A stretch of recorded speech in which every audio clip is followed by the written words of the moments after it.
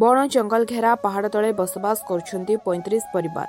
गाँ को रास्ता नाही कि पक्का घरटीए नाही और पानीय जलर सुविधा थिले मध्य पानी आसु नाही। पखाळ भातरे बितुछि जीवन।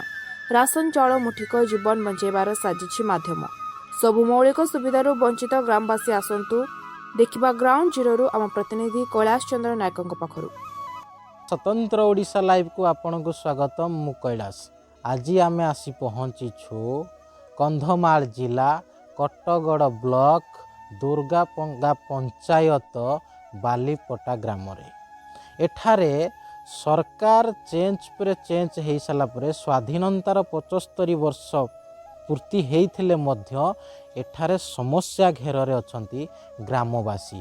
ना पहुँची एठारे पीवा पानी, ना पक्का घर, ना पक्का रास्ता। अनेक समस्या रे जीवन यापन करुछंती 35 रु ऊर्ध्व ग्रामवासी। आम सहित अछंती से ग्रामवासी। आम जीरो ग्राउंड रे आसी पहुँचीचु। तांको सहित आम आलोचना करिबा कौन रही व्यवस्था आ किपरि से दुखरे जीवन यापन एठार काटुचंती।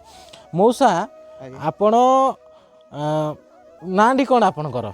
मोर ना कांद्रा माझी। कांद्रा माझी हाँ। खाइजंती आज? हाँ पकाल टिके खाई। पखाल खाइजंती। हाँ। अच्छा रास्ता अछि आपणकर आसिया पई? नाही सर ये माटी रास्ता टिके अछि। वर्षा आइले सब धोई नउ। पानी आसुची? पानी आसुची। पानी पानी नाही, पानी बिल्कुल पाइप रे नाही। पानी आसुनी? गोटे टेबल अछि सेटा टिके केतेबेले पानी अंटुची केतेबेले अंटु नाही। अंटू नाही। हां। अच्छा आपण को घर मिलिची? घर मिलिची जे न मिलला परे 10,000 टका देई करी म घर गोटे किनी। घर गोटे किनिछन? किनी। अच्छा भत्ता? भत्ता मिलुची 1000 टका। 1000 टका भत्ता मिलु। हां। आपण केमती चलुचंती? कोन करबा आज्ञा सेमती तो चलुची आ। आपण कोन कहिबे सरकार को? कहि तांती सर किए पचारुचंती।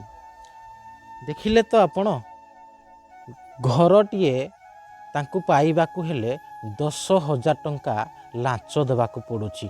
जहा फल रे तांको पाखकू घरटीए पहुँची पारिबो ना। पानीर व्यवस्था अछि ना रास्ताटीए अछि चालिकी पाखकू आसीबा पई। अनेक समस्या घेरे एठारे जीवन यापन करुछंती। आसंतु आमे आलोचना करिबा।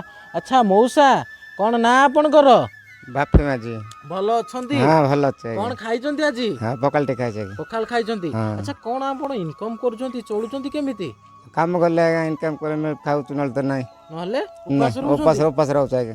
किछि आउ किछि मिलुनी? नहीं आगे हैं? किछु घर घर मिलिनी आपनको? नहीं आगे घर मिलेनी। घर मिलिनी? नहीं। बहुत कष्ट ना? हाँ आगे अच्छा कौन केमिति चलुछंती आपण? अपन तो चलो चाहिए। चावल 5 केड़ी मिल चाहिए। चाउल 5 कड़ी रे मास जाक चली जाउछंती? कुआर चलो आएगा सेटा। धान चाष होउची? हो नहीं आगे जान सासो। धान चाष भी हो। आपण देखिले किपरि भावे से भाव विहुल रे कहउछंती कोनोसी धान चाष नाही।